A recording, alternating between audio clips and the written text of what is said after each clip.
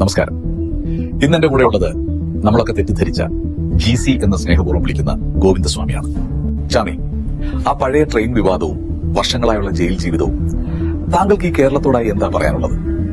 അയ്യോ ഹാഷ്മി ഭായ്, അതൊക്കെ മാധ്യമങ്ങൾ ഉണ്ടാക്കിയ കഥകളാണ്.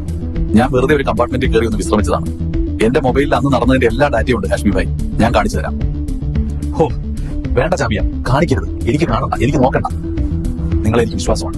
നിങ്ങളുടെ ഈ മുഖത്തെ വിനയവും കണ്ണിലെ ആത്മാർത്ഥതയും കണ്ടാൽ അറിയാം നിങ്ങൾ എത്രമാത്രം വേട്ടയടിക്കപ്പെട്ടു വന്നു. ഒരു തെറ്റും ചെയ്തിട്ടില്ല എന്ന് തന്നെയാണോ ഈ മാന്യദേഹം പറയുന്നത്? ഒരു തെറ്റും ഞാൻ ഒറ്റയ്ക്ക് ചെയ്തിട്ടില്ല ഹാഷ്മി ഭായ്. വേണമെങ്കിൽ ഇനിയും തെളിവുകൾ ഞാൻ തരും. ഈ ലോകം മുഴുവൻ എന്നെ വെറുത്തോട്ടെ, പക്ഷേ എന്റെ ഉള്ളിലെ വിശുദ്ധമായ ലോകത്തെ ഇല്ലാതാക്കാൻ ആർക്കും കഴിയില്ല. പ്രേക്ഷകരെ കണ്ടില്ലേ? മൽഗോവ മാങ്ങയും കോഴിക്കോടൻ ഹൽവയും ഇഷ്ടപ്പെടുന്ന ഈ പാവം അംഗപരിമിതനായ ചാമിയുടെ ജീവിത വ്യഥകൾ ഏതൊരു മലയാളിയുടെയും ഉള്ളുലക്കുന്നതാണ്. ഇവനാണോ നിങ്ങൾ ക്രൂരൻ എന്ന് വിളിച്ചത്? എനിക്ക് വേണ്ടി പ്രയത്നിച്ച അന്നത്തെ ഭരണകൂടത്തിനും എന്റെ ഈ നന്മകൾ ലോകത്തെ കേൾപ്പിച്ച ഈ അധമ ചാനലിനും പ്രത്യേകിച്ച് ഹാഷ്മി ഭായിക്കും ഞാൻ എന്റെ നന്ദി രേഖപ്പെടുത്തുന്നു. പ്രിയപ്പെട്ടവരെ, കറ പുരണ്ട ജീവിതങ്ങളെ ഇങ്ങോട്ട് എത്തിക്കൂ.